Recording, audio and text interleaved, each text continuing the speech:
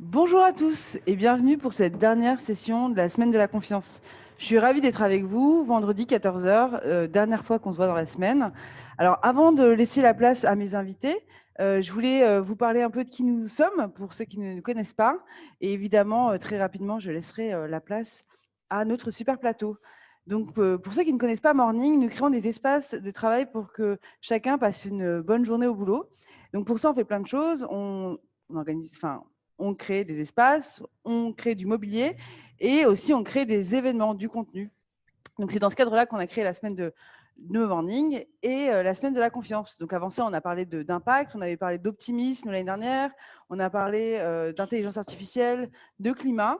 Et avec mon équipe, on s'est challengé un peu pour une thématique qui pouvait nous inspirer en cette fin d'année. La confiance, ça a vraiment été unanime. C'est un sujet qui est un peu tendance et qu'on avait envie d'aborder avec des super plateaux. Moi, je suis Anissa et je m'occupe de la communauté. Je suis aussi en charge de cet événement. Donc, je suis ravie d'être avec vous. Je voulais remercier toutes les équipes Morning d'avoir contribué à cet événement. On a parlé de confiance dans les médias lundi, confiance au travail mardi, confiance dans les sciences avec Étienne Klein mercredi. Hier, on a eu l'agence Edelman qui nous a parlé du baromètre de la confiance. Et aujourd'hui, on a un plateau dédié au numérique, à la data, à la confiance du numérique. Un grand merci à l'ADN et notamment Sandrine qui est ici avec nous de nous avoir aidé à organiser cette journée. Sandrine, je vais te laisser la place. Merci beaucoup pour ton aide. Je vais te laisser présenter ce plateau. Bonne journée à tous. N'hésitez pas à m'envoyer vos questions sur le chat et vous retrouverez évidemment tous les replays la semaine prochaine. À tout à l'heure. Merci beaucoup Anissa. Bonjour à tous, je suis ravie d'être parmi vous pour clore cette belle semaine de la confiance. Alors nous allons donc parler confiance numérique.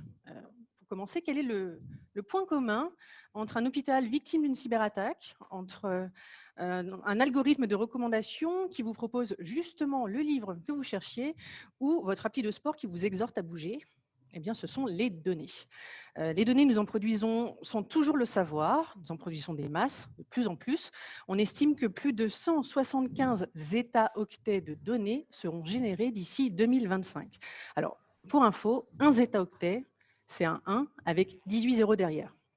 Cette abondance de données, bien que bénéfique pour l'apprentissage machine, pour l'essor également de l'intelligence artificielle, crée des risques pour notre sécurité, pour nos économies, mais aussi pour notre droit fondamental au respect de la vie privée. Car ces données sont de plus en plus précises, elles sont de plus en plus convoitées également, elles se monnaient parfois très cher et leur usage soulève une question: quelle confiance accorder au numérique aujourd'hui? Depuis l'entrée en vigueur du règlement général sur la protection des données en mai 2018, les internautes européens prennent conscience des données qu'ils disséminent au fil de leur navigation web. Accepter les cookies ou ne pas les accepter, tel est le nouveau dilemme de l'internaute d'aujourd'hui. Mais avons-nous vraiment le choix? Comment savoir ce qui est fait de nos données?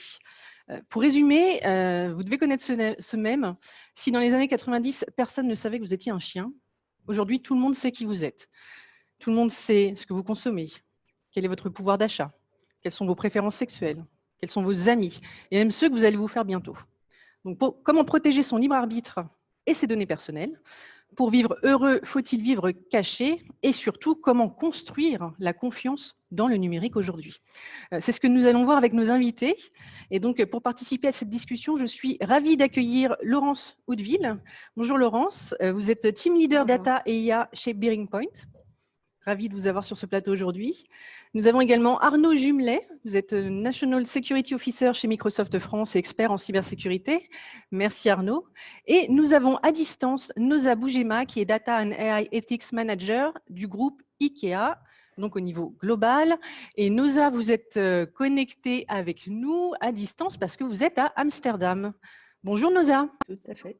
Bonjour à tous. Bonjour Sandrine. Bonjour. Alors, la première question, l'IA prend de plus en plus de place dans les processus de décision, dans nos vies, dans plein de secteurs, dans le secteur de la justice, de la santé, des RH. On parle de sélection de CV, même pour monitorer un petit peu les entretiens d'embauche. Donc, on peut s'interroger jusqu'où faire confiance à l'IA, en fait, qui va nous guider dans nos choix. Et pour commencer, Noza, est-ce que vous pouvez nous expliquer très simplement les fondamentaux? IA et biais, de quoi parle-t-on exactement? Alors, euh, c'est un beau sujet avec beaucoup de challenges, en fait, beaucoup d'actions à venir également. Donc, l'IA, c'est une opportunité pour les humains pour avancer plus vite dans les tâches qu'ils ont à faire, étant donné que notre monde, comme vous l'avez très justement dit, est, je ne dis pas envahi, mais il y a des données partout. Donc, pour pouvoir les exploiter, eh bien, l'humain à sa propre échelle, il ne va pas être capable d'y faire face. Et donc, les algorithmes, l'intelligence artificielle et l'apprentissage, c'est une des choses fondamentales. C'est d'abord, c'est vraiment un outil formidable pour les humains. Maintenant, il faut utiliser l'IA tout en sachant que, comme toute chose dans la vie, eh bien, il y a des effets bénéfiques et des effets moins bénéfiques si on ne fait pas attention. Donc, la nécessité du cadrage est importante. Pour quelles raisons? Et c'est pour ça qu'on rentre sur les biais. C'est que l'IA aujourd'hui et l'apprentissage, en fait, perpétuent les biais humains, perpétuent les stéréotypes. Pour quelles raisons? Parce qu'ils apprennent du passé, ils apprennent des données existantes. C'est des événements qui sont déjà déroulés pour se projeter dans le futur.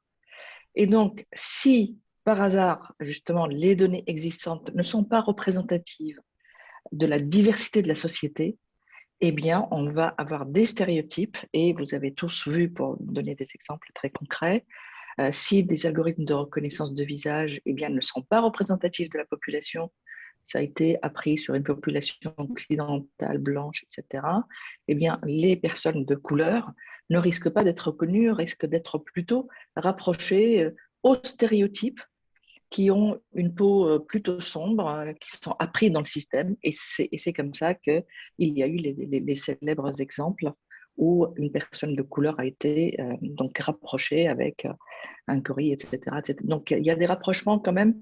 En fait, l'IA, c'est très bête. Tout dépend ce qu'on lui injecte, tout dépend ce qu'on lui donne.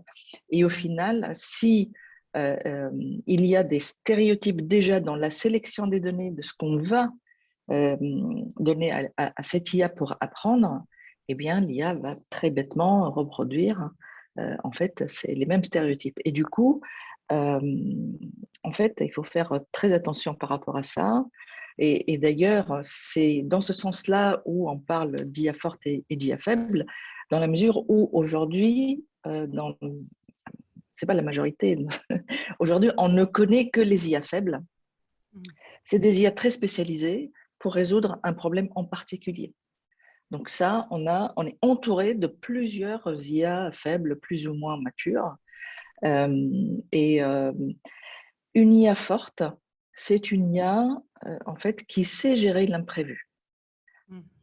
Et une IA qui sait gérer l'imprévu, ça n'existe pas encore.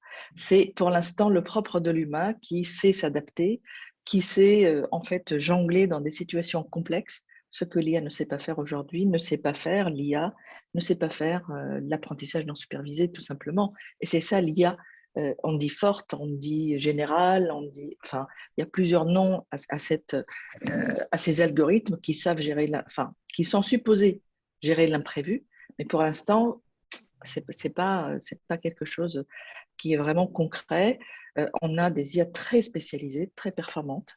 Ce sont des IA faibles dans le sens où elles ne sont pas prêtes pour gérer toutes les situations rencontrées. Voilà. D'accord. Mais pour en revenir aux biais, comment Oui. on peut lutter contre ces biais? Parce qu'on parle de plus en plus d'une IA de confiance. De quoi s'agit-il précisément? Alors, justement, donc l'IA de confiance est quelque chose de vraiment central pour le déploiement durable des technologies de l'IA. Si l'humain n'a pas confiance dans ces technologies, eh bien, les services autour de l'IA ne pourront pas se déployer. Et donc, c'est quoi les critères de la confiance? Eh bien, évidemment, c'est la transparence. Alors, on parle beaucoup de IA éthique. Moi, j'aimerais bien, en fait, plutôt éthique, confiance et tout ça. La confiance, c'est bien. La preuve de la confiance, c'est mieux. Et donc, c'est la raison pour laquelle, quand je parle d'IA de confiance, en fait, je me positionne davantage sur la confiance qu'on sait gérer, qu'on sait mesurer, c'est-à-dire des algorithmes auditables. C'est-à-dire, on maîtrise les informations entrantes, sortantes et les appels système. On sait mesurer le comportement d'un système algorithmique. Vérifier aussi sa robustesse, parce que quand bien même on a de très très bonnes intentions éthiques, si on n'a pas cette capacité de maîtrise technologique des différentes briques d'un système, comme on dit, end-to-end, eh bien, on n'a pas la certitude que le résultat final est le bon. Et donc, c'est justement ça, dire une IA de confiance, c'est avoir les moyens de s'assurer que le résultat final d'un système, je ne parle pas d'un algorithme, un système algorithmique, c'est un enchaînement complexe, eh bien, nous délivre la bonne réponse. Et donc, la répétabilité, la reproductibilité, en fait, tout ça, ce sont des critères de robustesse, c'est des critères de fonctionnement sûr, donc d'une IA au final qui serait responsable, une IA responsable, pour, d'une part, prendre en entrée les données qui sont vraiment consistantes, qui sont représentatives pour éviter les biais, parce que typiquement, enfin, vraiment, les pièges des biais des données, maintenant, on commence à avoir une prise de conscience quand même autour de ça, mais la représentativité des données, elle est clé, mais également les propriétés des algorithmes, parce que souvent on dit les biais n'existent que dans les données. Non, il y a aussi certains biais qui existent dans les algorithmes, ne serait-ce que l'un des plus éclatants, les biais éclatants, c'est effectivement les algorithmes, en fait, la corrélation statistique et la causalité. La corrélation statistique, elle peut être hasardeuse et au final ne peut pas finalement lier la cause à l'effet. Enfin, la prédiction peut être seulement construite sur du hasard. D'accord? Donc, parce qu'au final, statistiquement, on peut faire des choses en fait un petit peu hasardeuses si on se limite uniquement à des corrélations statistiques. Donc ça aussi, c'est des biais pour lesquels aujourd'hui on ne sait pas encore faire face complètement sur l'aspect causalité. C'est des choses qui sont en préparation, bien sûr, dans pas mal de communautés, mais qui ne sont pas au stade de déploiement industriel pour l'instant. D'accord. En tout cas, on comprend bien quand on vous écoute qu'il faut être en mesure dans son entreprise, notamment d'évaluer, d'encadrer, peut-être de gouverner cette IA. Justement, vous, Laurent Souleville, une de vos fonctions, ça consiste à tracer les données et à s'assurer qu'elles sont bien utilisées.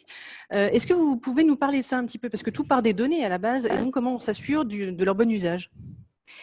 Alors, Noza vient de parler de l'auditabilité de ces données, qui est un point très important. Pour être auditable, il faut connaître son patrimoine de données. Et donc, beaucoup d'entreprises aujourd'hui cherchent à avoir cette connaissance globale de leur patrimoine de données. Ça passe par une cartographie de ces données et l'identification des données qui sont des données de référence, les données les plus importantes ou les référentiels. Et pour ces données de référence, la capacité pouvoir les définir. Et pour les définir, en fait, on met des métadonnées, on les tag d'un certain nombre de mots qui vont venir expliquer en fait cette donnée de façon à ce qu'elle soit utilisée à bon escient. Donc la documentation de la donnée, dans le jargon de la data, on fait dans des data catalogues ou des dictionnaires de données, mais en fait c'est qu'un placard bien rangé de données sur lequel vous avez la connaissance de vos données et de celles qui ont le plus de valeur. Puisque c'est bien sur les données qui ont le plus de valeur qu'aujourd'hui on porte de l'attention, puisque c'est celles qui généreront des modèles de données qui apporteront de la valeur aux entreprises. C'est quoi une donnée qui a de la valeur? C'est une donnée qui, dans votre core business, pour votre entreprise, c'est une donnée qui est qui économiquement a un sens particulier, soit en matière de sécurité. C'est une donnée que vous avez considérée comme étant une donnée de référence pour le métier et pour l'ensemble des métiers. Voilà, c'est une donnée qui va être souvent croisée à d'autres données. Donc, par exemple, un fichier client, ce genre de ça choses. peut être un fichier client. Donc, ces données-là, elles vont être particulièrement surveillées. Ça peut être une donnée qui est relative à des protections particulières. Donc, vous avez cité tout à l'heure la GDPR, mais il y a des données qui bénéficient d'autres protections. Donc, c'est de s'assurer que ces protections-là sont bien menées. Et qui s'en occupe au sein de l'entreprise? Alors, est-ce qu'il y a aujourd'hui, une responsabilité, quelqu'un qui a cette casquette? Alors, depuis quelques années, hein, le poste du Chief Data Officer couvre en partie, pour les entreprises qui ont nommé des Chief Data Officers, couvre en partie ces travaux-là. Donc, ça peut être le Chief Data Officer, mais ça peut être aussi des référents data dans les métiers, ce qu'on appelle soit des data managers ou ça peut être aussi au sein de la DSI. En tous les cas, il y a une vraie réflexion aujourd'hui entre le fait de positionner cette fonction data soit dans les métiers, soit au sein de la DSI.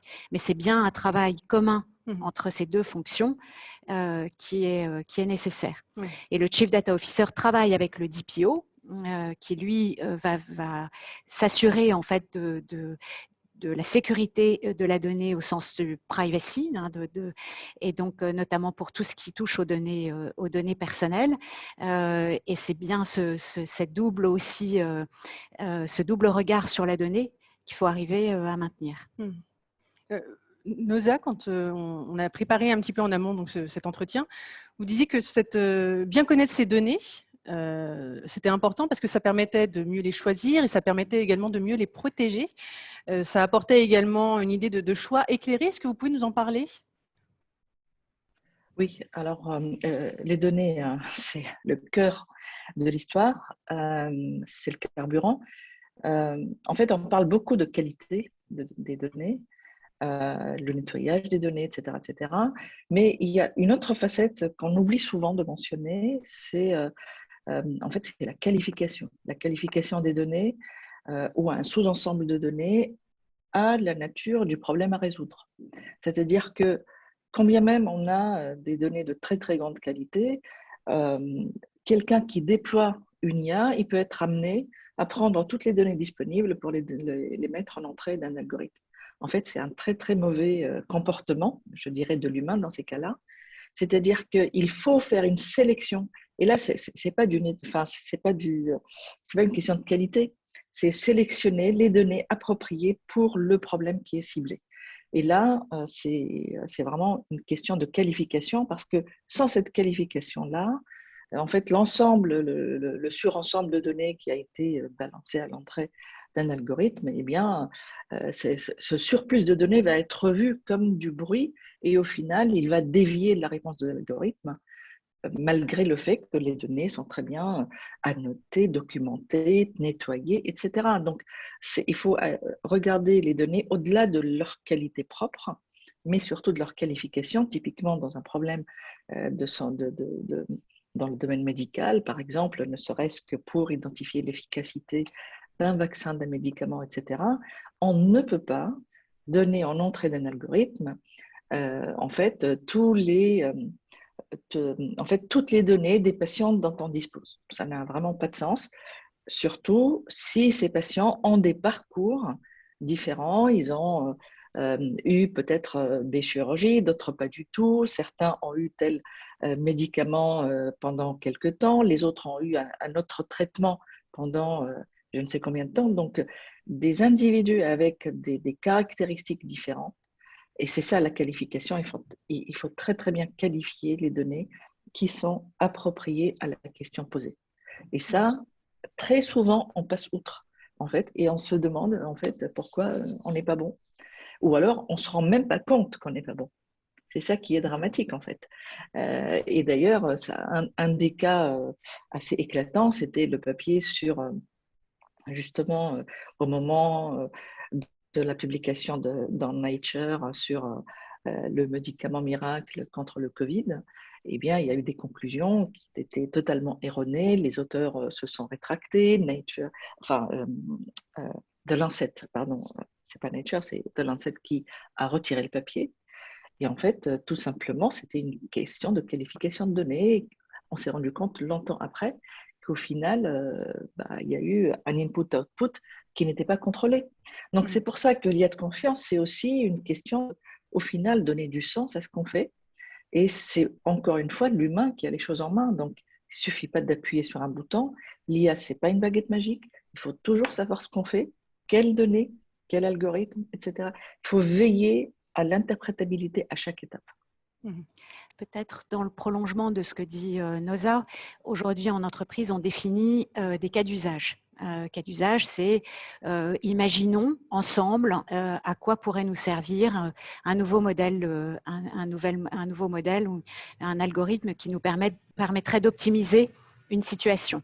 Eh bien, dans la définition de ce cas d'usage, il y a une étape qui est très importante et qui rejoint ce que vient de dire Noza, qui est une étape de qualification des données dont on va avoir besoin. Et donc, la liste de ces données qui vont ensuite être croisées, elle doit faire l'objet d'une attention toute particulière. Donc, c'est ce qu'on appelle aujourd'hui l'intelligibilité de ce cas d'usage, c'est-à-dire qu'il doit être très précis, pouvoir en mesurer les effets. Hein, donc, les bénéfices doivent être mesurés sur le long terme et les données doivent être définies très précisément. D'accord. Donc là, on comprend bien ce que vous décrivez. Effectivement, ça relève de l'intelligence artificielle et donc de ces modèles qui nous guident plus ou moins au quotidien, qui peuvent guider une entreprise, qui peuvent guider un individu. Pour en revenir maintenant aux données personnelles, dont on va également parler maintenant.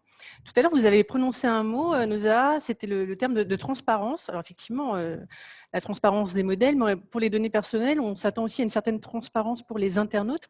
Je vous pose cette question parce que depuis l'entrée en vigueur du RGPD, je pense qu'on l'a tous expérimenté dans cette salle et vous, chez vous, lorsqu'on se connecte à un site Internet, on doit consentir ou refuser, par exemple, un certain nombre de cookies.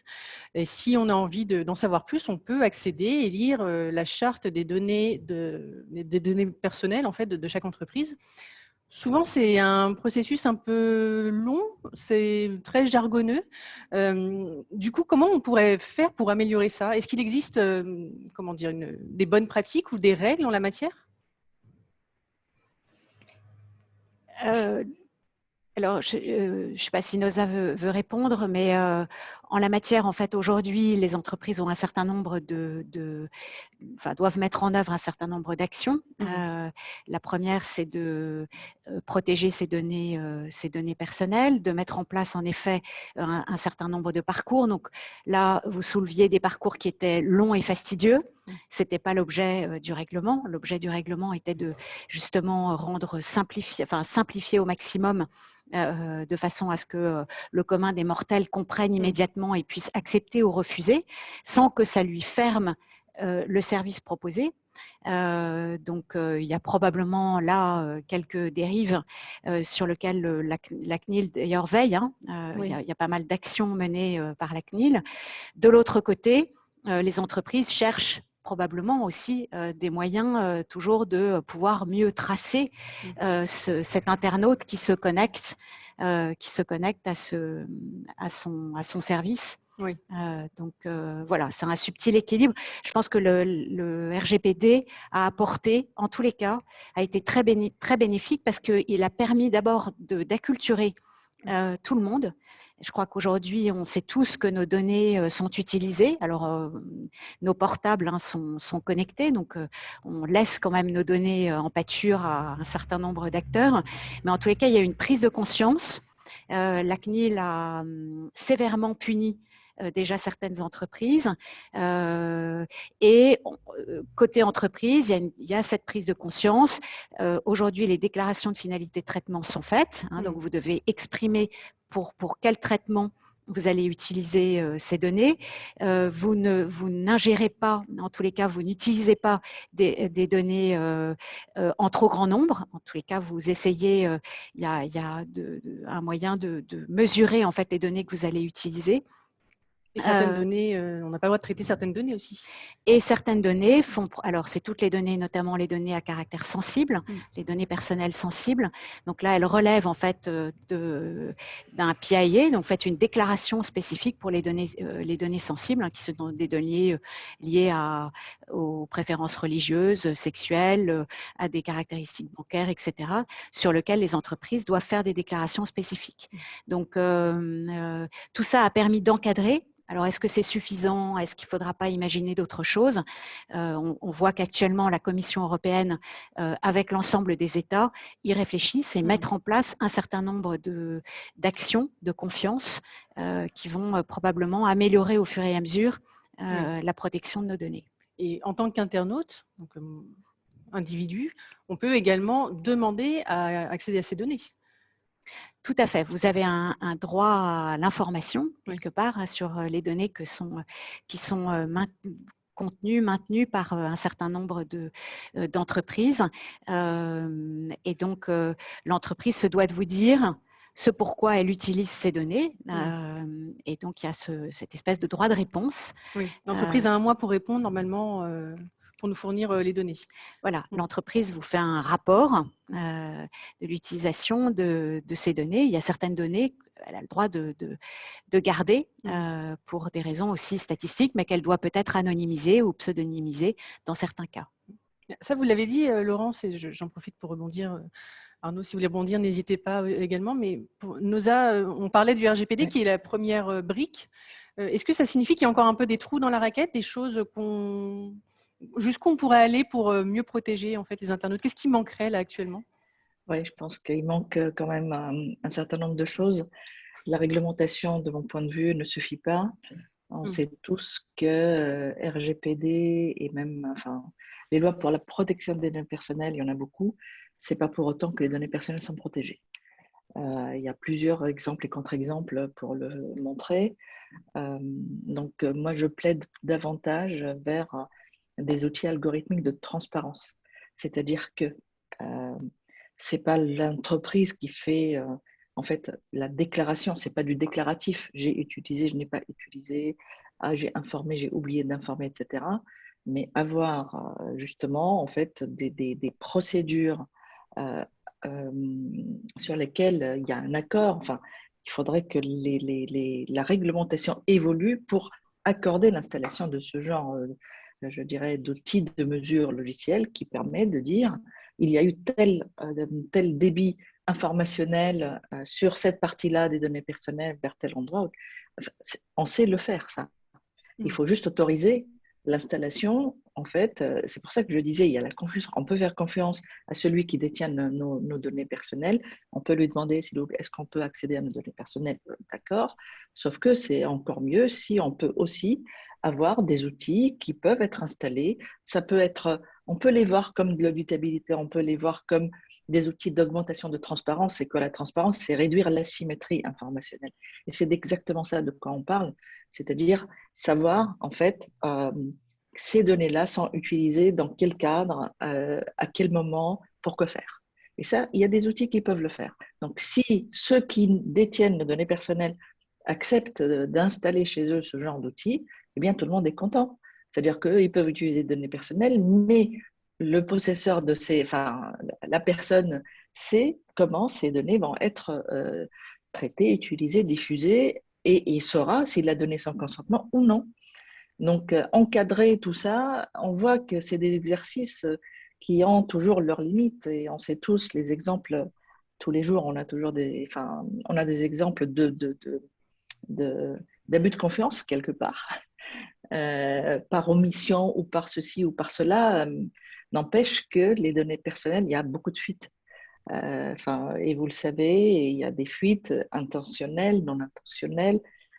Intentionnelles pour des raisons bien, comme vous le savez, ça a beaucoup de valeur. On peut inférer énormément d'autres choses que leur contenu propre et pourquoi elles ont été collectées. D'accord? Donc, instaurer des outils de transparence qui donnent en retour de l'information aux consommateurs. Parce que est-ce que l'internaute, il est aussi en capacité de comprendre toutes ces données? Est-ce qu'il ne va pas être noyé par toutes ces données? Non, justement. C'est pour ça qu'il faut définir la transparence pour qui et quels outils utiliser pour qui. Parce qu'on peut avoir des outils de transparence pour débugger, pour des gens techniques. Voilà. Maintenant, c'est exactement comme le problème de l'explicabilité. On dit toujours expliquer les algorithmes, le deep learning, etc. Mais ça dépend pour qui. Parce que si on veut connaître les coefficients des couches intermédiaires, de la mise à jour justement du réseau de neurones, enfin des différentes couches, eh bien ça n'intéresse personne d'autre que celui qui a développé ou le data scientist. Mais si on veut avoir de l'explicabilité et plutôt de l'interprétabilité pour celui qui va utiliser la brique, indépendamment de ce qu'il y a vraiment dedans, en la prenant comme une boîte noire, eh bien on va utiliser d'autres outils pour essayer d'expliquer le comportement de l'algorithme. Et là, c'est pareil. Pour la transparence, quelle information doit-on restituer à qui? Ça, c'est des sujets de travail, en fait, qui valent vraiment la peine qu'on mette de l'énergie dessus. Oui. Mais comme vous le signifiez tous, finalement, on est en train de prendre conscience de la valeur de nos données, qu'on en produit, qu'elles peuvent être détournées, enfin utilisées d'une certaine manière, voire même piratées. Ça, on va en parler avec vous maintenant. Oui, même pour compléter sur est-ce qu'on en fait assez ou pas sur le règlement RGPD. Je pense qu'il y a besoin de faire preuve de pédagogie, parce que souvent, quand on regarde les informations, les gens sont noyés dans... Voilà, il y a de la donnée personnelle et ça ne va pas au-delà de faire la différence. C'est quoi une donnée personnelle? C'est quoi une donnée sensible? Et finalement, est-ce que c'est quoi le traitement qu'il y a derrière? Et moi, je suis fier de travailler pour Microsoft, pour une entreprise qui fait comme principe de fond la protection des données. Et c'est important de regarder aussi le business model en fait, des entreprises. C'est important de regarder pour prendre après une décision en son âme et conscience de est-ce que je vais utiliser ou pas le service. Et les questions on a parlé de finalité de traitement, qu'est-ce qu'on fait, qu'est-ce qu'on ne fait pas. Donc, dans le cas de Microsoft, sur la partie le business, en fait, on ne fait pas de business des données des clients. C'est-à-dire que les clients qui donnent leurs données, c'est leurs données. On ne va pas aller chercher à faire de l'argent, à exploiter, à dériver de la connaissance des données des clients. Mais pour ça veut dire qu'il y a une responsabilité. Il faut aussi protéger la donnée. Et c'est tout type de données. C'est à la fois les données personnelles des clients, mais c'est aussi les données qui sont les plus sensibles, la partie business de ce qu'ils peuvent faire comme traitement. Et généralement, en fait, je pense que le RGPD a mis des choses importantes sur les données personnelles, mais je pense qu'il y a besoin que tout le monde s'empare dans son usage du numérique de c'est quoi finalement les données, c'est quoi la possibilité de protéger la donnée. On parle beaucoup deux fois de chiffrement, on parle d'anonymisation, on parle de mesures techniques, mais derrière ça, je pense que ça reste encore trop flou pour de nombreuses personnes. Et donc souvent, moi, ce que je trouve, j'ai le sentiment, c'est qu'on subit finalement toutes les informations qu'on peut avoir aujourd'hui et on n'y fait plus attention. Et finalement, ça défile, on a l'impression que c'est une fatalité, que comme ça, les données s'échappent et il y a des gens qui les exploitent sans pour autant prendre conscience de c'est quoi le sujet finalement. C'est quoi ce type de données et pourquoi c'est important de choisir finalement un fournisseur de services qui a mis au cœur de ses pratiques commerciales des vraies mesures et des vrais principes et qui puisse les énoncer clairement et qui puisse y avoir, comme disait juste avant, qu'on puisse avoir de la transparence sur qu'est-ce qui est remonté dans l'application. Et en ça, moi, j'ai le sentiment qu'on n'en fait sans doute pas assez et qu'il y a besoin de sensibiliser plus les plus jeunes. Et des fois, on parle de cours de cybersécurité au collège. Ça devrait peut-être rentrer aussi dans les cours de cybersécurité. C'est toutes ces notions de comment fonctionne finalement une application. Parce que je pense qu'on consomme beaucoup d'applications, on consomme beaucoup de numérique. Mais derrière ça, en fait, les jeunes générations, on a l'impression que c'est les plus avancés. Mais ce n'est peut-être pas les plus avancés pour comprendre comment sont développées ces applications. Et finalement, c'est quoi les grandes questions qu'il faut se poser? Donc, c'est vraiment l'hygiène numérique, effectivement, qu'on pourrait pourquoi pas adopter dès l'école. Mais vous l'avez abordé très rapidement, mais effectivement, il y a cette espèce de bruit un peu quotidien maintenant. C'est-à-dire, on sait que les données sont devenues une denrée chère, qui se monnaie, qui se pirate. On sait qu'il y a de plus en plus également de cyberattaques, on en voit. Qui ciblent tout le monde, ça va être des hôpitaux, ça va être des collectivités locales, ça peut être des acteurs privés, donc acteurs privés, acteurs publics. Juste pourquoi les hackers s'intéressent à nos données? Je pense que pour répondre à cette question, faut se rendre compte que l'année dernière, 2020, je pense qu'on a eu un point d'inflexion sur les pratiques du numérique. Et aujourd'hui, le numérique, il est au centre de tout. Les entreprises ont massivement fait du télétravail. Elles ont dû numériser toutes leurs pratiques commerciales le plus rapidement possible. En termes de particuliers, c'est la même chose. Je pense que maintenant, on a tous une bonne habitude de commander, que ce soit des courses, que ce soit des repas en ligne, et donc d'utiliser son téléphone pour des actes le plus quotidien possible. Et donc, les pirates ne se trompent pas, en fait. C'est que la criminalité s'est adaptée, finalement. Du monde physique, c'est passé à un monde numérique. Et là, aujourd'hui, tout le monde manipule des tas de données. On est enclin à utiliser de plus en plus de services où derrière, on va utiliser du paiement, sa carte bleue. Et donc, les pirates cherchent à soit accéder aux services, soit à prendre en otage les données d'une entreprise, ou bien détourner tout simplement des moyens de paiement pour derrière récupérer de l'argent. Et pour le coup, ça touche tout le monde. Ça touche à la fois les hôpitaux, les grandes entreprises, les petites entreprises, les particuliers. Et les chiffres qui ont été donnés par l'ANSSI l'année dernière disaient qu'ils étaient intervenus 4 fois plus en 2020 qu'en 2019. Les hôpitaux, je pense que depuis le début de l'année, ça ne vous aura pas échappé, mais c'est au moins 2 hôpitaux, voire plus, par semaine qui sont touchés par ce qu'on appelle des rançongiciels. Et malheureusement, ça touche vraiment tout le monde. Rançongiciel, donc ransomware en bon anglais, mais sinon rançongiciel. Oui. Est-ce que vous pouvez nous expliquer ce que c'est concrètement ? Un rançongiciel, c'est déjà la menace aujourd'hui la plus importante en termes de cybersécurité. Ça touche tout le monde, tous les pays. Et le principe, c'est un logiciel malveillant qui va en fait chiffrer les données pour les rendre inaccessibles. Donc, on va atteindre la disponibilité des données. Pour un particulier, ça va être plutôt la disponibilité des données qu'on va atteindre. Donc, ça va être, j'ai plus accès tout simplement à mes photos. Une entreprise, ça va être beaucoup plus grave. C'est à la fois la disponibilité des données, mais également du service rendu. C'est-à-dire que le système informatique ne fonctionne plus. Et on l'a vu il y a 2 semaines aux États-Unis. Il y a le réseau d'oléoducs qui à l'est des États-Unis, qui a été complètement bloqué, donc l'entreprise coloniale qui a été bloquée. Et un rançongiciel, qu'est-ce qu'il fait ? La promesse qu'il donne, c'est qu'il faut payer une certaine somme d'argent, une rançon, souvent payée en crypto-monnaie, pour rendre accessible à nouveau les données ou le service. Et on a appris cette semaine, par exemple, que cette entreprise aurait payé 4,4 millions de dollars pour récupérer l'accès à leurs données. Et aujourd'hui, c'est un problème qui touche tout le monde et c'est la menace la plus importante aujourd'hui qui touche le monde numérique. Alors, ça ne vous aura pas échappé, nous participons à la semaine de la confiance.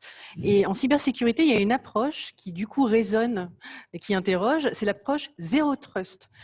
Du coup, est-ce que ça signifie qu'il ne faut avoir confiance en rien ? Arnaud ? C'est être vigilant. C'est une approche, en fait, derrière, c'est un terme qui généralement est critiquable ou critiqué, qui peut paraître un peu abscon et un peu marketing. Mais l'idée de Zero Trust, c'est finalement de revenir à l'essentiel. C'est comprendre à nouveau, ne plus subir le numérique, mais s'emparer de comment on utilise tous ces outils. Et l'essentiel, c'est quoi ? C'est de prendre en compte que quand je vais accéder à un service qui est en ligne, je vais le faire depuis un appareil, donc depuis soit un ordinateur, soit mon téléphone mobile. Et si cet appareil n'est pas en bon état de santé, mes données vont être exposées. Donc en fait, le principe de Zero Trust, c'est déjà de dire les mises à jour, il faut les appliquer, que ce soit sur des appareils mobiles ou un ordinateur, pour qu'ils soient en bon état de santé. Justement, si on pouvait lister quelques bonnes pratiques, je suis chez moi, j'ai envie de me protéger, qu'est-ce que je dois faire ? En priorité, je dirais, c'est d'appliquer les mises à jour de façon systématique, que ça soit proposé par l'appareil ou l'antivirus. Ça va être de sauvegarder ces données. Ça a l'air bête, mais de faire une sauvegarde déconnectée, c'est très important. Déconnecté, c'est quoi ? Sur un disque dur externe ? C'est sur un disque externe. C'est le fait de ne pas laisser brancher en fait, le disque dur sur l'ordinateur. Et ça vaut aussi pour l'entreprise. Tout simplement parce que quand le rançongiciel ou le ransomware va s'exécuter, il va chercher finalement à rendre indisponible tout ce qui est accessible. Et donc, si la sauvegarde est accessible, elle va également être chiffrée et rendue indisponible. Donc, une protection qui marche bien, c'est d'utiliser un service en ligne pour sauvegarder ses données, donc utiliser un autre compte ou un autre disque dur, mais vraiment faire des sauvegardes, c'est ce qu'il y a de plus important. Et puis, l'autre point qui est important, je pense, c'est l'identité. C'est pour ne pas subir tout ça, c'est finalement de se poser la question, combien de temps j'ai passé cette année à reprendre le contrôle sur mes nombreux services en ligne. C'est-à-dire que moi, j'ai fait le compte, j'ai à peu près 200 sites web que j'utilise. J'utilise un gestionnaire de mots de passe qui m'a permis, il y a 2-3 ans, quand je me suis mis dans cette pratique-là, de me rendre compte que 80% des mots de passe que j'utilisais étaient identiques parmi tous les services. Et donc, la première chose, c'est de reprendre la maîtrise de ces mots de passe, de se rendre compte que finalement, on ne fait pas bien les choses, et puis de reprendre chaque service, de changer chaque mot de passe pour en faire un unique et différent. Et en faisant ça, c'est déjà d'avoir une meilleure posture de sécurité pour ne pas subir toutes les informations qu'on peut avoir et être moins inquiet si jamais un site est compromis, de savoir que ça ne va pas compromettre des choses plus importantes dans ma vie personnelle ou professionnelle. Donc, reprendre le contrôle de son identité numérique, c'est important. Et puis, ça va être d'avoir des pratiques plus saines, c'est-à-dire sur les comptes, que ce soit des réseaux sociaux, que ce soit un compte bancaire, et d'aller au-delà d'un mot de passe et puis d'utiliser une application mobile, par exemple. Ça, c'est obligatoire maintenant. Ça a été rendu obligatoire pour un certain montant, effectivement. Ça a été rentré en application ce mois-ci pour les banques. Les banques demandent maintenant d'utiliser une application mobile pour approuver en fait les transactions bancaires. Et ça permet notamment de lutter contre tout ce qui tourne autour du vol de mots de passe. Et donc, c'est des choses importantes à mettre en place, pas sur tous les sites web, c'est pas ça l'idée. L'idée, c'est de mettre ça sur le plus important, c'est à minima les comptes email, les réseaux sociaux et puis les comptes bancaires. Et puis pour tout le reste, utiliser un petit outil, un gestionnaire de mots de passe qui permet de rendre la vie un peu plus simple et de pas subir. C'est vraiment ça mon… Et d'éviter d'en finir avec ce mot de passe qu'on utilise pour tous les sites Internet. Exactement. Mais donc, en tout cas, c'est bien l'objet de cette conversation, être déjà prendre conscience de ces nouveaux enjeux du numérique, reconstruire la confiance avec ces bonnes pratiques et ces informations que vous nous donniez. Avant qu'on passe aux questions, si nous en avons, n'oubliez pas que vous pouvez, si vous le souhaitez, poser vos questions à nos invités. Nous y répondrons à la fin. J'aimerais que chacun d'entre vous, en fait, vous nous donniez vos convictions, votre vision de la confiance numérique. Quels sont les 3 axes, les 3 piliers, je ne sais pas, les choses nécessaires selon vous pour construire cette confiance numérique. Laurence, est-ce que vous voulez commencer ? Alors, la confiance numérique, oui, je voudrais rebondir sur un événement du début de la semaine. En fait, lundi, l'État a annoncé sa doctrine en matière de cloud et notamment de cloud de confiance. Je pense que c'est très intéressant. L'approche est intéressante, c'est-à-dire que on vise à mieux sécuriser, environner ce qu'on appelle la souveraineté numérique. L'État a présenté sa stratégie et donc sa stratégie dont ils ont donné le nom de Cloud Centre. Et donc, c'est intéressant parce que l'idée, c'est d'améliorer justement la confiance avec un certain nombre de règles que sont le respect des règlements et notamment du RGPD, une meilleure qualification avec la qualification de l'ANSSI, c'est le Secnum Cloud que certaines entreprises demandent, et puis d'essayer d'encadrer au mieux la portabilité des données de façon à ce qu'on puisse, dans une stratégie de multi-cloud, d'être capable de mettre en place une réversibilité, c'est-à-dire de dire, si demain je veux sortir d'un cloud et que je veux remettre mes données on-premise, est-ce que je suis capable de le faire, voilà. Et est-ce que j'ai préparé justement cette réversibilité des données. Donc, c'est des notions qui sont des notions essentielles. Alors, juste on-premise, pour ceux qui ne savent pas, c'est les remettre en fait sur site dans mon entreprise, physiquement sur site. Voilà, on n'est plus dans le cloud. Oui. Plus vraiment, voilà, on n'est plus dans le cloud. Donc, toute cette stratégie, elle a été définie par l'État et elle essaye de mieux travailler avec les GAFAM. Oui, tous les acteurs tous les acteurs aujourd'hui du numérique, en tous les cas, du numérique dans le cloud. Avec cette idée qu'effectivement, il y ait l'accessibilité, que ces données devraient être en France également, hébergées en France ? Alors, il y a un certain nombre d'indications, mais qui sont portées par nos organismes type l'ANSSI et qui travaillent avec des acteurs comme Microsoft, mais aussi les autres hyperscalers, que ce soit Amazon ou Google, la Google Cloud Platform. Donc, l'idée, c'est de réfléchir et de mieux encadrer ce qu'on appelle le cloud de confiance. D'accord. Merci Laurence. Noza, est-ce que vous vouliez réagir ? Pour vous, comment vous définiriez la confiance numérique et comment on la met en place? Quels seraient les piliers, selon vous, de cette confiance? Écoutez, le temps que nous retrouvions Noza, je vous propose, Arnaud, de répondre. Est-ce que vous pouvez nous partager votre vision de la confiance numérique? Ça va être dans le sens de ce que j'ai essayé d'exprimer auparavant. Je pense que la confiance numérique, ça passe aussi par une meilleure compréhension. Hein. Et ça passe, je pense, par l'éducation en fait, sur ces sujets. Hein. Quand on parle également de sécurité ou de cybersécurité, je pense qu'il y a besoin de susciter des vocations en fait, dans ce domaine. Hein. Il y a une pénurie. Aujourd'hui, il y a une vraie pénurie. C'est très compliqué en fait, de recruter des gens dans ce domaine de la cybersécurité. Il y a tout le monde qui s'arrache ces profils-là.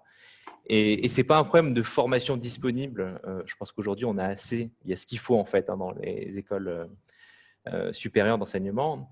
C'est plutôt la vocation. Et aujourd'hui, les gens ne perçoivent pas qu'il y a un sens finalement de s'engager sur ces questions de cybersécurité ou de confiance numérique. Et donc, pour moi, l'enjeu en fait, dans les prochaines années, c'est vraiment de faire comprendre aux plus jeunes que ce sont des sujets qui sont passionnants et qui ont vraiment du sens. Et ça passe par, à mon sens, beaucoup plus d'éducation pour faire comprendre ces différents concepts et les enjeux, parce que c'est des enjeux de société pour demain, de s'emparer de ces questions. Donc, par exemple, on pourrait aborder ces thématiques dès l'école pour sensibiliser un petit peu les jeunes qui commencent à baigner. Des associations, des clubs d'informatique, des clubs de sécurité ou des clubs de cybersécurité, de faire en sorte qu'au collège ou au lycée, ça soit des choses qui soient beaucoup plus accessibles, qui est des gens qui puissent animer ce type de sujet. Je pense que ça serait intéressant afin que, quand on utilise au quotidien le numérique, qu'on puisse avoir un recul et qu'on puisse comprendre comment ça fonctionne. Il y avait un passeport Internet, non? Il y a quelque temps, le gouvernement avait lancé un passeport. Bon, c'était plutôt pour les comportements en ligne, mais il y a plein d'initiatives qui ont été faites, je pense, par le gouvernement, mais souvent, c'est de la culturation. Ça va être une petite heure dans l'année sur ce type de sujet. Hein.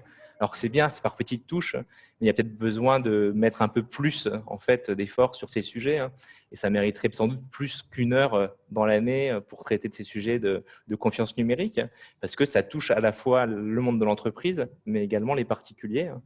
Et donc, je suis sûr que dans les années à venir, on va évoluer et faire plus sur ces sujets. Hein. Mais je pense que la confiance numérique, quand on parle de transparence, on a besoin aussi de s'emparer en fait de ces sujets. Hein. Oui, transparence, ça va de pair avec la conscience en fait. Tout à fait. Noza, est-ce qu'on vous a retrouvé? Oui. Alors, je vous en prie, est-ce que vous pouvez nous partager votre vision de la… Alors, c'est une excellente transition parce que mon point, c'était la transparence. Pour moi, ça va de pair.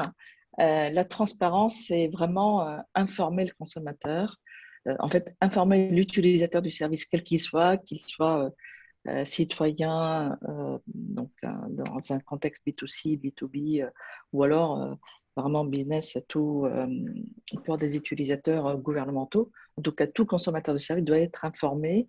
On doit rendre compte. On doit rendre compte sur l'usage des données, du cycle de vie de la donnée et aussi rendre compte des traitements qu'on fait. Si on arrive à apporter suffisamment de transparence, en fait, quelque part, on assume ce qu'on fait avec les données et on le dit. Si on le rend en retour, honnêtement, pour moi, c'est ça les piliers de de la transparence et donc de la confiance. Faire confiance, c'est quand, c'est-à-dire que je sais ce qui est fait et voilà, je sais ce qui est fait et pas seulement dans la façon déclarative, d'accord? Je peux aussi vérifier que ce qui a été déclaré est réellement effectif. Donc, pour moi, c'est tant qu'on apporte tous les ingrédients de la transparence, pour moi, les ingrédients de la confiance sont là. Très bien. Écoutez, merci beaucoup pour cette conclusion. Anissa nous a rejoint parce qu'il y a des questions des internautes. Anissa. Oui, j'ai alors si je peux me permettre, juste avant, pardon, excusez, j'ai oublié un point.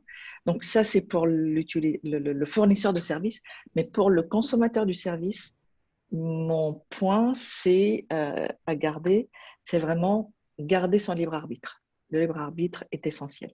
Ne pas se laisser ni influencer, ni manipuler par. Toujours se poser des questions du pourquoi, du comment. Et c'est tout. Très bien. Écoutez, merci Noza. Et donc, nous allons passer aux questions. J'ai 2-3 questions. Alors, je vais commencer par la plus compliquée. Que pensez-vous du chiffrement homomorphe dans la gestion des données? Et il y a une deuxième question. La transparence de l'utilisation des données est-elle nécessaire si la donnée est manipulée à travers un chiffrement homomorphe? Je ne sais pas déjà Et ce que nous ça allons veut poser la dire. question à nos Homomorphe. invités. Qui souhaite répondre? Vas-y, je pense que tu es le plus… Pour la Non, première, ouais, le chiffrement homomorphe, c'est des sujets sur lesquels en cours. Microsoft travaille comme d'autres acteurs du numérique. Et le principe, c'est de pouvoir en fait manipuler de la donnée chiffrée et donc de faire des traitements sur de la donnée chiffrée. Et aujourd'hui, il y a eu des progrès, mais on n'y est pas encore en fait pour que ça soit quelque chose qui soit vraiment utilisable à l'échelle. Donc, c'est des choses où il y a des fois des petits cas d'application qu'on peut faire, mais ce n'est pas encore généralisable. Et aujourd'hui, l'autre tendance qu'on peut voir, c'est autour de ce qu'on appelle l'informatique confidentielle, où l'idée, c'est d'utiliser ce qu'on appelle des enclaves, où en fait, le principe, il est assez simple, c'est de faire en sorte qu'on puisse retirer de l'équation de sécurité le fournisseur de services et faire en sorte de s'assurer que les données, le traitement de données qui soit effectué sur les plateformes d'un tiers soit opaque pour le tiers. Et donc, en l'occurrence Microsoft, ça serait en fait de dire, voilà, on a toute l'assurance que même le fournisseur de services, même s'il fait tout ce qu'il faut pour qu'il puisse jamais accéder aux données, parce qu'il y a de nombreux garde-fous qui peuvent être mis en place d'un point de vue logiciel et puis d'un point de vue humain dans la gestion des systèmes. Donc, c'est de replacer en fait tout simplement de la confiance dans du matériel et faire en sorte que tous les traitements en fait soient chiffrés en mémoire. Et sur ça, en fait, on a beaucoup plus de facilité et d'avancée. On a quelque chose qui est beaucoup plus généralisable que le chiffrement homomorphe. Et donc aujourd'hui, on a plutôt une tendance sur ces systèmes dits d'enclave ou d'environnement de confiance, d'exécution de confiance. Et aujourd'hui, l'industrie s'empare plus facilement en fait des technologies dites d'enclave et d'informatique confidentielle. Est-ce que une autre personne souhaitait réagir? Est-ce que Noza, vous souhaitiez apporter un point? Pour la deuxième, oui, tout à fait. Donc, la transparence à travers, donc, quand la donnée est manipulée à travers un chiffrement homomorphe, pour moi, ce sont deux sujets différents. Donc, comme ça a très bien été dit, le chiffrement homomorphe, c'est plus pour la protection de la donnée. Or, la transparence, c'est pour apporter une traçabilité du cycle de vie. Ce sont deux choses différentes. L'un n'empêche pas l'autre. On peut tout à fait avoir chiffrement homomorphe ou encore mieux, donc l'informatique, les conditions de l'informatique confidentielle. Donc, on sait que la donnée, elle est protégée, n'est pas accessible par un tiers, etc. Mais on ne sait pas ce qui est fait par rapport à cette donnée. Donc, quand on fait de l'informatique confidentielle ou quand on protège une donnée, ça ne veut pas dire qu'on est transparent sur qu'est-ce qu'on est en train de faire sur la donnée. Donc, la transparence, dans tous les cas, elle est nécessaire. Il faut qu'on ait cette traçabilité sur le cycle de vie et sur les opérations qui sont effectuées sur la donnée aussi. Parce que ça peut, bien entendu, amener à des choses, effectivement, qui ne sont pas souhaitables, même si la donnée est protégée. Oui. Peut-être un ajout sur, je trouve intéressant que vous ayez soulevé les enclaves sécurisées, parce qu'il y a derrière ça, il y a derrière l'enclave une vraie problématique de coût pour les entreprises. Et l'enclave sécurisée fait partie des solutions qui sont étudiées parce que aussi possible pour les entreprises. Voilà, on a toujours un arbitrage entre la sécurité et le coût associé à cette sécurité. Donc, l'enclave sécurisée est une bonne solution. Très bien. Anissa, tu avais… Ouais, j'ai une dernière question, un peu plus grand public. Oui. Ça concerne, alors c'était la défiance par rapport à WhatsApp il y a quelques mois. Ça a mis en lumière, tout le monde s'est intéressé à l'usage des datas par rapport à ce genre d'application. Et les applications indépendantes prenant la confidentialité, type Telegram, rencontrent de plus en plus de succès. Peut-on leur faire confiance? Alors, qui souhaite répondre? On peut nuancer, hein? Oui. Noza, je sens que vous avez votre avis. Honnêtement, tant qu'on n'a pas des outils de mesure et de quantification de ce qui se passe, qui est fait par la donnée, je ne sais pas répondre, je ne sais pas dire on peut faire confiance ou pas. On sait enfin, cette question de WhatsApp, etc., on sait très bien que c'est des recoupements avec les multiples applications du groupe qui font que, eh bien, on vous connaît par cœur dans tous les cas. Après, qu'est-ce qu'on va en faire? On n'en sait rien. Il faut juste assumer et comprendre que, voilà, on sait, pratiquement, on sait tout sur tout le monde et puis ainsi va la vie pour l'instant, hein, quelque part. Ou alors, il faut pas. Enfin, franchement, c'est un peu compliqué. Et puis, cette question soulève aussi un autre sujet qui est un peu plus. C'est que c'est une question de monopole aussi. À un moment donné, il faut être capable de le dire. C'est-à-dire qu'il y a un certain nombre d'applications où vous êtes d'accord avec mes conditions d'utilisation, ou eh bien, vous n'utilisez pas et vous n'avez pas le droit d'installer l'application. Et donc, parce qu'il n'y a pas d'alternative. La plupart des gens, enfin, la plupart des téléphones, hein, on télécharge des applications et si vous n'acceptez pas, vous n'allez juste pas utiliser l'application. C'est à prendre ou à laisser. Il n'y a aucun choix qui est donné au consommateur. Et pour quelle raison? C'est que c'est aussi une histoire de monopole. Quand je dis monopole, c'est pas forcément de la faute de celui qui a proposé l'appli, c'est qu'il n'y a pas d'offre alternative aussi. D'accord? Donc, c'est aussi une autre facette du monopole, hein, c'est qu'on n'a pas une offre alternative pour se dire, bon, lui, il nous dit c'est à prendre ou à laisser, l'autre fournisseur de service, eh bien, on peut un peu plus avoir la transparence ou le retour d'information sur un peu ce qui se passe. Eh bien, il n'y a pas ce genre d'offre. En fait, voilà, les conditions sont là et c'est la plupart des réseaux sociaux sont dans ce sens-là et du coup, voilà. Donc, c'est un peu compliqué tant qu'on vit dans un monde un peu monopolistique sur ce genre d'applications parce que la plupart des gens eh bien, préfèrent utiliser des applications gratuites. Encore une fois, c'est comme ça a été mentionné tout à l'heure, le business model, il faut regarder complètement et de plus près le business model parce que le business model nous informe aussi sur quelque part comment ça va fonctionner derrière. Parce que s'il n'y a aucune contrepartie financière qui est demandée, il faut savoir, il faut penser que, eh bien, il y a une autre contrepartie qui sera le traitement de vos données. Voilà, c'est tout. Oui, c'est ce qui a un peu révélé les cookies. Il y a plein de sites aujourd'hui où si on n'accepte pas toutes les conditions, on nous demande de payer. Oui, tu voilà, peux payer, on nous demande de payer. Et du coup, ça nous permet de comprendre qu'en fait, quand on ne payait pas, c'est qu'on payait d'une certaine manière. Ouais. Ben, On paye je pense que toujours. On paye toujours, on paye toujours en ayant plus ou moins conscience. Voilà. On est bon dans le timing. C'était la dernière question. Peut-être le mot de la fin. Oui, en fait, le mot de la fin, chacun l'avait déjà dit, oui, un petit peu. Ça... Donc moi, je vais dire un petit mot de la fin. Vas-y. Merci déjà d'avoir été avec nous aujourd'hui. Merci à tous d'avoir été avec nous pour la semaine de la confiance. Et ayant été présente tous les jours, il y a vraiment des sujets de transparence, de clarté qui sont revenus. Donc, c'est un peu rassurant parce qu'on se dit qu'on est quand même sur la bonne voie. En tout cas, avec les invités qu'on a eus, on se rend compte qu'il y a quand même une démarche pour recréer de la confiance qui est assez rassurante. Merci à tous. On va vous donner accès à toutes les vidéos à partir de la semaine prochaine sur notre chaîne YouTube.